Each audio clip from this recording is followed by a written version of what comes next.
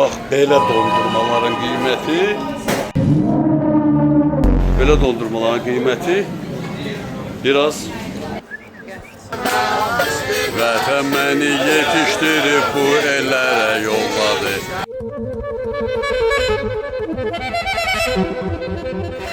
Dünyanın istənilən şəhərində təmir tikinti işləri gedir.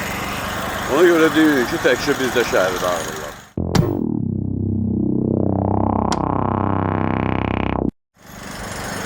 Və Yunanistan'da da, Atina'da da var, işlər gedir. Amma çox böyük bir dənə plus nə idi? Burada mənim çox xoşuma gəldi. Hop! Yerdən çıxan grunt dərhal böyük çantalara yığılır. İş gedə gedər. Əla, bu təcrübəni götürmək lazımdır.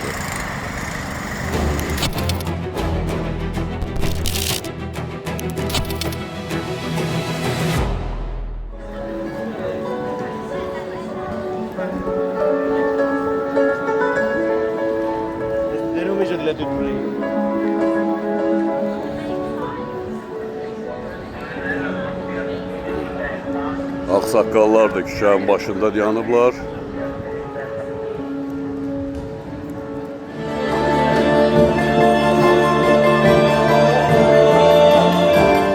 Maraqlı səslənməli. Atina mərkəzi küçələrindən biridir. Ermon küçəsi deyirlər.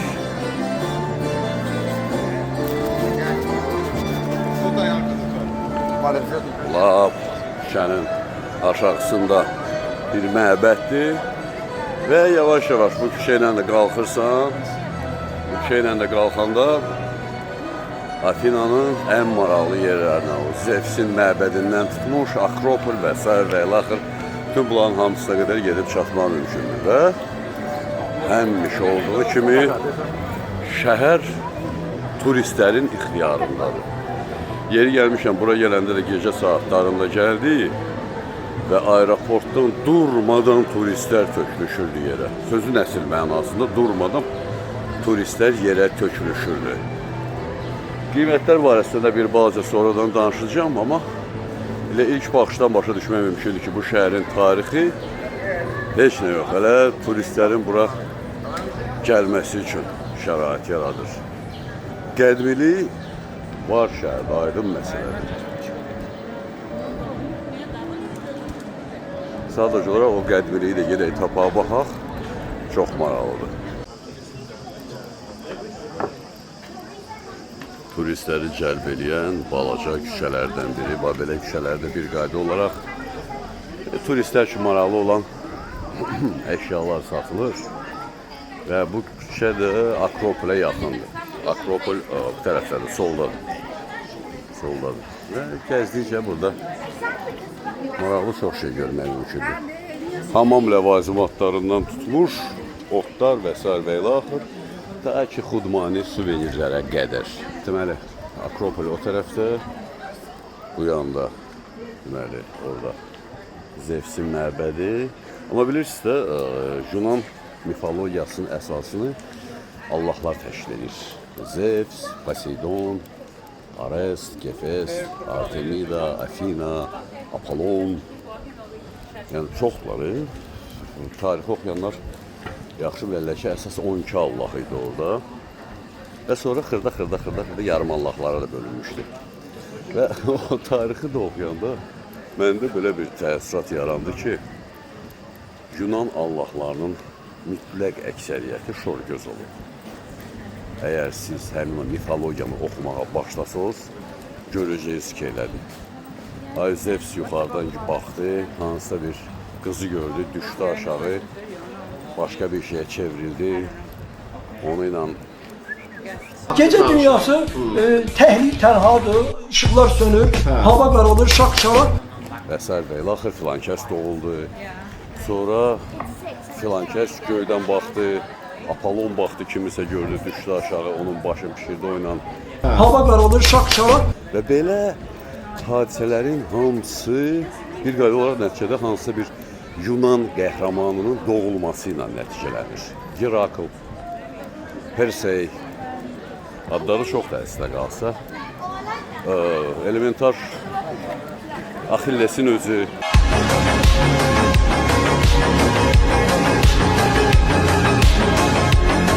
Tanıyırıq da, salam əleykümüz var. Axillesin özü. Yəni bütün bunların hamısı Yunan allahları ilə adi insanların şakşalak eləməsindən yaranan qəhrəmanlar. Başqa sözlə belə çıxır ki, Yunanistanda qəhrəmanların mütləq əksəriyyəti qeyri-qanuni nikahdan əmələ gəlib. Dəhşətdir, hərdən bir bu barədə fikirləşəndə çox uzaqlara gəlib çıxırsan. Və axırı heç də yaxşı qutarmaya bilər. Yunanistanda Yunan qəhrəmanları barəsində belə fikirlər irəli sürəsən.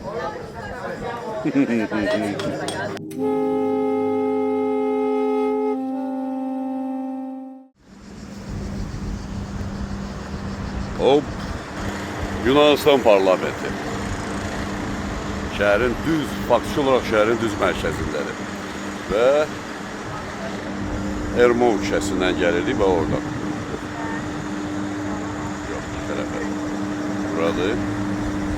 Maraqlı yerdə düzdür. Əgər düz gəlib parlamentin qabağına çıxmışsınızsa, burada parlamentin önündə Yunanistan karabinerlərinin fəxri qarovulu yanır və çox vaxtı insanlar o karabinerlərin dəyişməsini, qarovulun dəyişməsini gözləyirlər.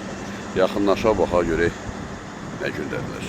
Parlamentin qabağında fəxri qarovul.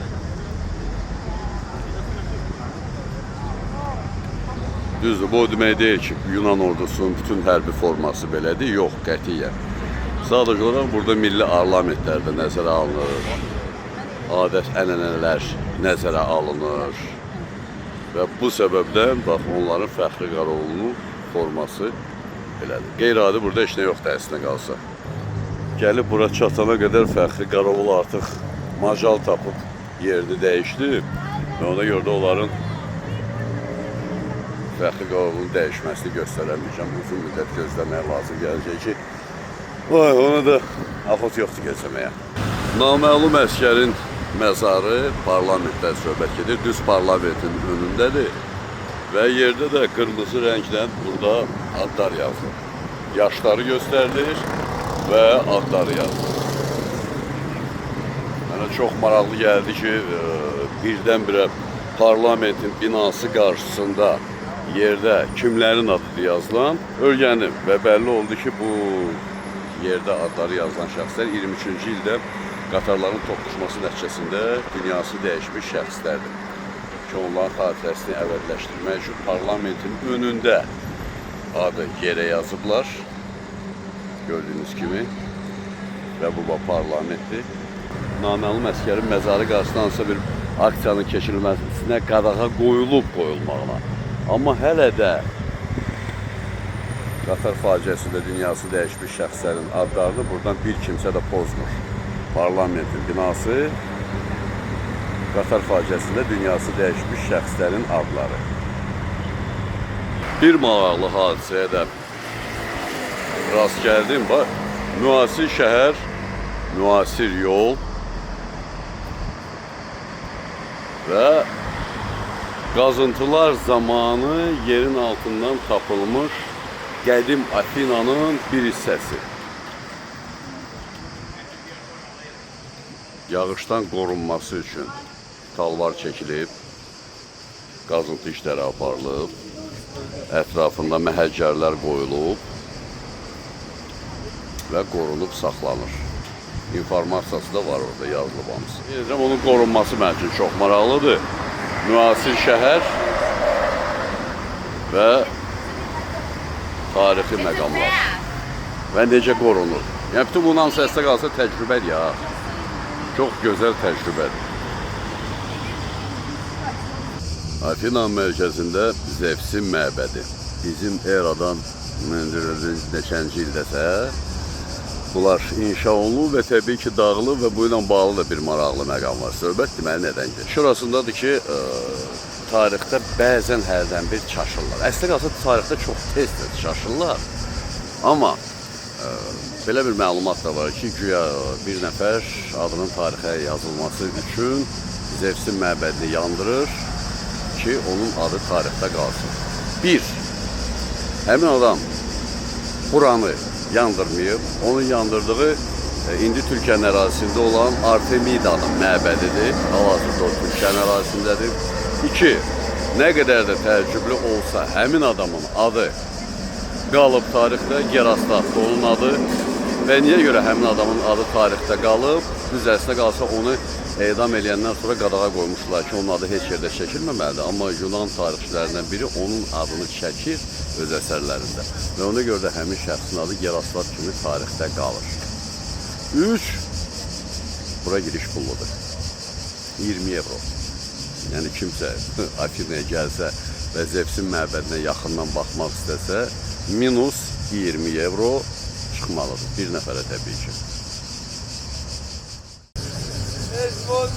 Akropol, Afina bizim eradan əvvəl 1-ci ildə inşa olunub. Ümumiyyətlə kimsə desə ki, bizim eradan əvvəl neçə ildə dəqiq inanmır. Elə şey yox. Elə tip fikirlərin tam dəqiq ilini bilmək mümkün deyil. Ona görə də neçənci ildə bizim eradan əvvəl 1-ci ildə. Bəd salam, yəni onu nə bilmiyorum. Amma tarixdir. Tarixdir və şəhərin düz mərkəzində yerləşən bu ərazidə öz əhatəyə alınıb orada təbii ki, biletdən girirsən içəri və onun düz üzbə-üzündə isə burada artıq muzeydir və bu muzeyin içərisində eksponatlardır. İstər açıq havada olan bura və yaxud da ki, istərsə də bağlı ərazidə olan həmin o ərazi hər ikisində muzey kimi çox gözəl hazırlayıblar. Turist də ki, nə qədər istəyirsən turist, nə qədər istəyirsən. Qiymətlər demərəm ki, aşağıdır. Yox, turist şəhəri olduğuna görə Afinada qiymətlərin aşağı olması barədə düşünmək gülməli olardı.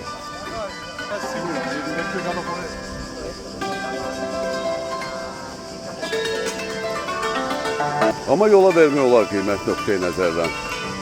Mütləq deyil ki, gəlib hansısa bahalı bir yerlərdə oturasan, çörək yiyəsən, elə ayaqüstü də atışdırmaq mümkündür. Məsələn, burada dünənlərin baxdım, böyle, aldım daha doğrusu. Bu bizim dönər, şərti olaraq bizim dönər deyək ona, 4 evro idi. 8 manat. Bahadır mı? Bahadır. Doydum, yaxşı. Amma Bakıda 2 manata da doymaq olur. Burada isə 8 manata doyursan. Şəhərin ara küçələrində küllü miqdarda xırda restoranlar var və bu restoranlarda qiymətlər. Adətən bu tip restoranlarda qiymətlər 10-18 evro arası dəyişir. Və nə dərəcədə doymaq mümkündür deyə bilmərəm.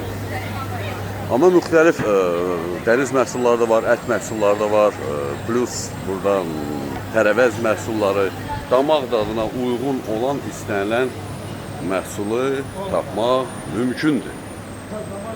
Sadəcə olaraq qiymət məsələsi. Yəni, əmin ola bilərsiniz ki, oturacaqsa, söhbət burada plus 18 evrodan. Burada da plus 18. Plus 18 evrodan etibarən qiymətlər dəyişməyə başlayacaq və bir qayd olaraq yuxarı doğru dəyişəcək.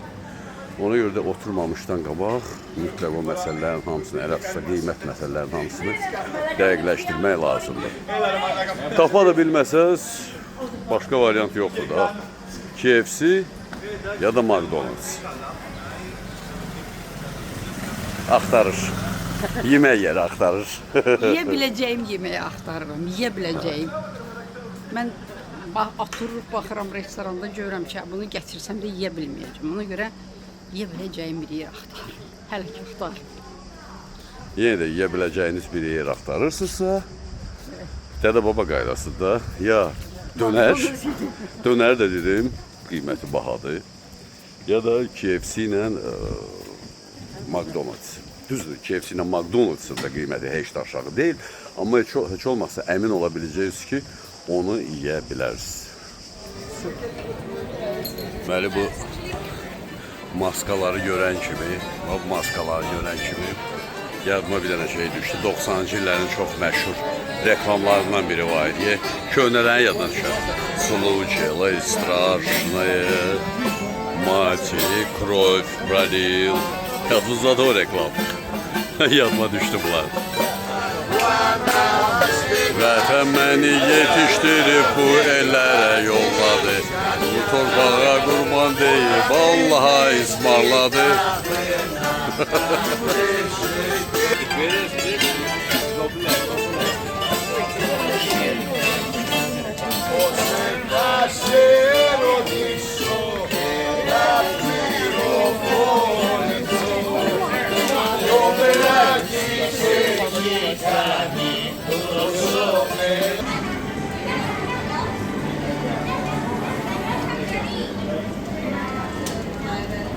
Elə bildim ki, cənnətimə düşmüşəm, çünki mən şokoladı çox sevirəm və gördüyünüz kimi belə bir şey görəndə fikirləşdim ki, bəlkə onun dadına da baxmaq olar, amma elə təzəcə əlimi uzadıb dadına baxmaq istəyirdim ki, birdən nə görsəm yaxşıdır,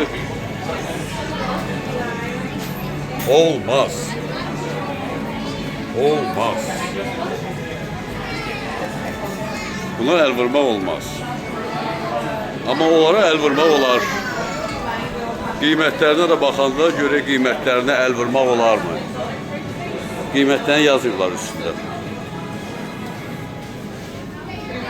Alıb bunların qiymətləri alır.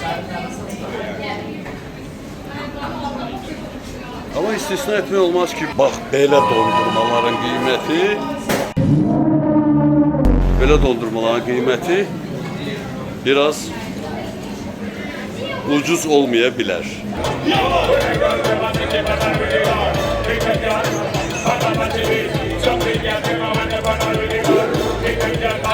Adı oldu ki, güya rap deyir və Yamayka üslubu ilə nəyisə qarışdırıb bir-birinə, adı oldu ki, güya nəsə deyir.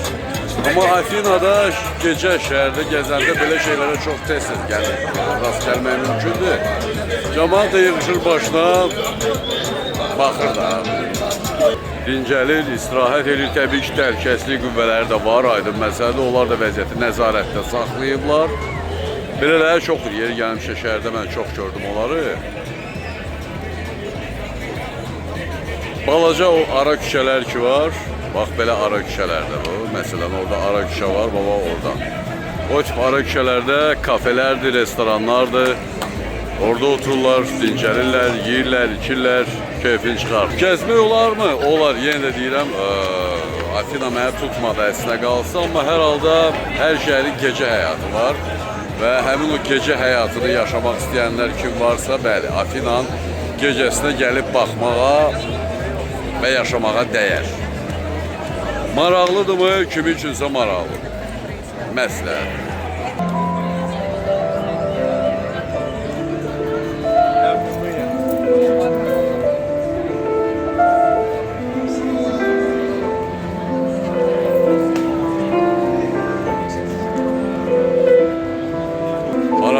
Şəhərin bir tərəfində qara musiqi, ikinci bir tərəfində isə belə musiqi.